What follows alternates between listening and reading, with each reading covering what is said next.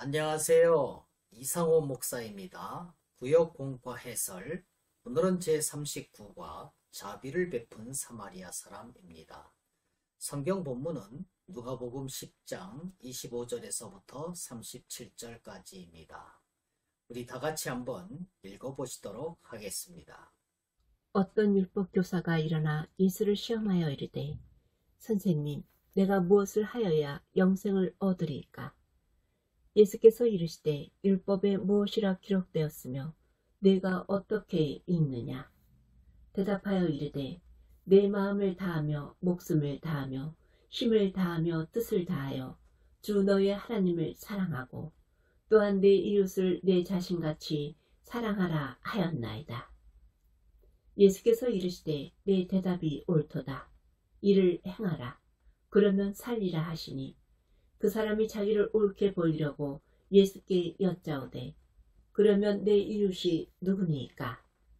예수께서 대답하여 이르시되, 어떤 사람이 예루살렘에서 여리고로 내려가다가 강도를 만나매 강도들이 그 옷을 벗기고 때려 거의 죽은 것을 버리고 갔더라.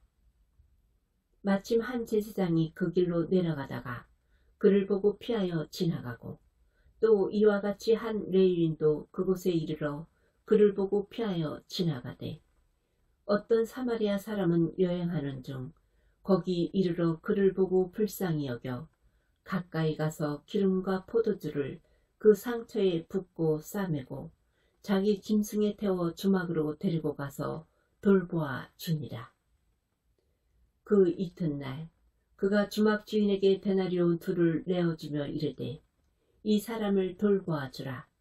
비용이 더 들면 내가 돌아올 때에 갚으리이다 하였으니, 네 생각에는 이 세 사람 중에 누가 강도 만난 자의 이웃이 되겠느냐? 이르되, 자비를 베푼 자니이다.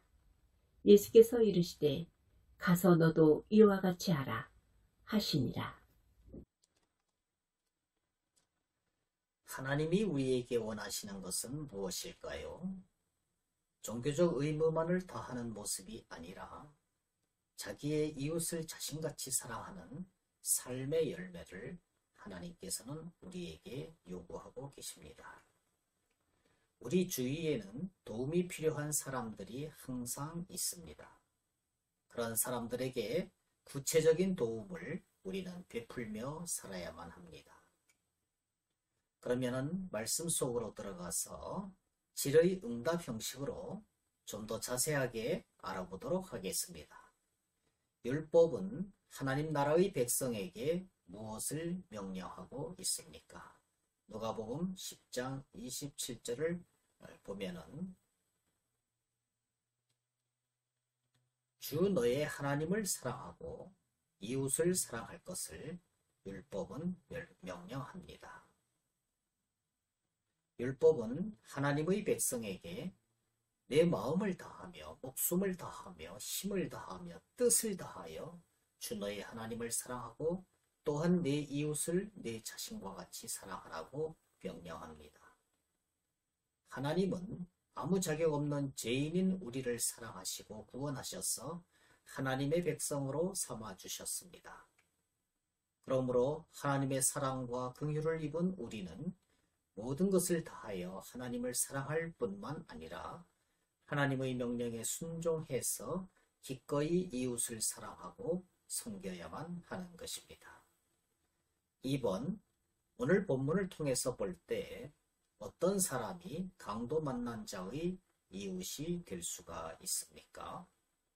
누가복음 10장 37절을 보면은 강도 만난 자의 이웃은 자비를 베푼 사람이 바로 강도 만난 자의 이웃임을 우리는 알 수가 있습니다. 내 이웃이 누구입니까? 라고 물은 율법교사는 아마도 종교적으로나 사회적으로 유대 사회에서 인정받는 제사장이나 레위인 같은 사람이 나의 이웃이며 개와 같이 천하게 여기던 사마리아인은 사랑할 이웃이 아니라고 생각했을 것입니다. 그러나 예수님의 예화에서 보는 바와 같이 하나님의 뜻에 순종하여 자비를 베풀고 도움이 필요한 사람의 이웃이 된 사람은 제사장이나 레위인이 아니라 사마리아인이었습니다.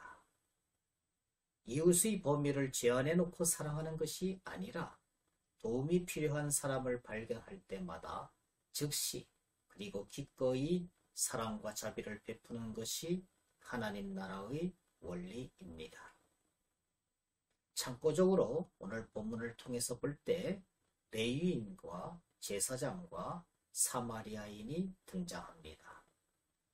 그러면은 레위인은 누구를 말하는 것입니까?